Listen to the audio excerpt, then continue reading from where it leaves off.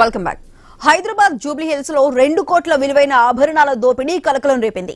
45 రోజుల క్రితమే ఓ వ్యాపారి ఇంట్లో పనికి చేరిన నేపాలీ దంపతులు చోరీకి పాల్పడినట్లు అనుమానిస్తున్నారు. వారి కోసం పోలీసులు గాలిస్తున్నారు. యజమాని ఇంట్లో లేని సమయంలో దోపిడీ జరిగింది. లాకర్లు బద్దలు కొట్టి 2 కోట్ల విలువైన వజ్రాభరణాలు, ఖరీదైన వాచ్లు అపహరించారు.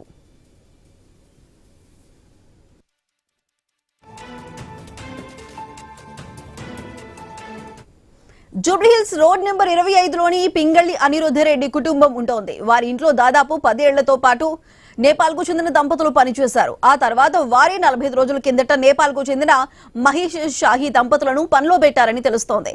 2 రోజుల క్రితం అనిరుద్ధరెడ్డి దంపతులు ఊటీకి వెళ్లారు. ఆ సమయంలో కట్టర్లు, కత్తులు, ఇనుపరాడ్ల సాయంతో ఇంట్లోని అల్మరాలను పగలగొట్టారు. 10 డైమండ్ నెక్లెస్లు, 10 ఖరీదైన వాచ్లు, బంగారు ఆభరణాలను దోపిడీ చేశారు.